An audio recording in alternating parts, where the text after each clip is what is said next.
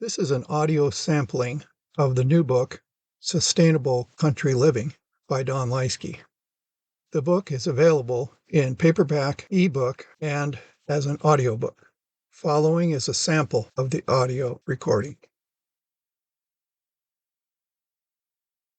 Joel Skousen, in his book Strategic Relocation, North American Guide to Safe Places, admonishes, quote, "As we have repeatedly warned, we see inherent dangers in all large population centers and recommend people move away from these areas if at all possible," end quote. The motivators for those yearning to leave the cities and move into the country can include a variety of negative factors in the cities, but it was not until the COVID-19 pandemic that this migration was seen to escalate. As noted in a National Public Radio analysis of the trend, they stated, quote, "When the pandemic was in full force, one of the biggest news storylines was that families were fleeing the cities for the countryside or the suburbs," end quote. Out-migration from the cities. An article published by the U.S. Census on March 30, 2023, documented the movement of families from the cities to the suburbs and the countryside during COVID-19 pandemic. Quote, "The COVID-19 pandemic changed the U.S. population in many ways, including births, deaths, and international migration. One of its most intriguing impacts was on domestic migration patterns." Migration trends.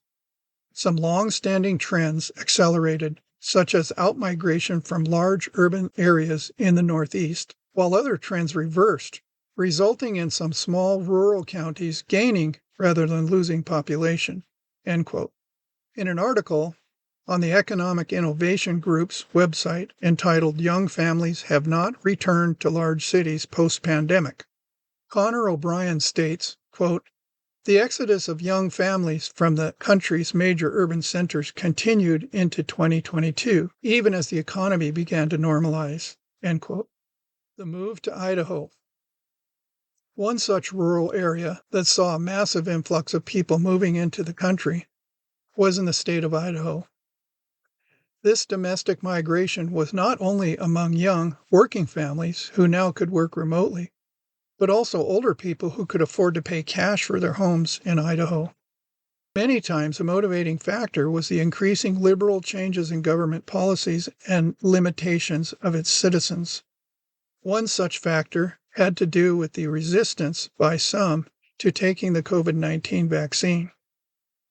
In some liberal states, public employees such as medical personnel, state workers, teachers, and police officers were mandated to take the jab or lose their jobs. Many chose to relocate to areas such as Idaho, which not only did not have such requirements, but often did not even require masks, while the rest of the world did. Supply and demand. There have been many personal testimonies of longtime residents of Idaho who began to get priced out of being able to continue to live where their families had been for generations. With many average people working at minimum wages, they found themselves not earning enough to live in their beloved state of Idaho. This was the result of mass migrations of affluent people from other states, such as California, moving into the area. Supply and demand accelerated the housing prices. If these locals did not cash in or move away, they would find themselves with higher property taxes due to increased assessed values. Reverse migration.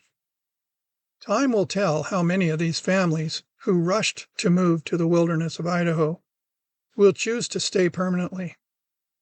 Some would have come in the warmer climates, and with buying in a sunny summer day in Idaho, did not realize how harsh and long-lasting the winters can be. No doubt, many will become disillusioned and move back in regret. Others, who were able to work remotely during the pandemic, may find themselves being forced to relocate in order to continue their employment. It will be interesting to see how the ebb and flow of Idaho migration ends up in the long run. Struggling financially. One factor that has become evident was that those who had been wishing to move out of the city into the countryside of Idaho found it increasingly a struggle financially due to the skyrocketing prices of homes and land because of the rush of supply and demand during the pandemic. The takeaway seems to be that a person should plan carefully when and how to move into the country to avoid bad choices in a rush of judgment.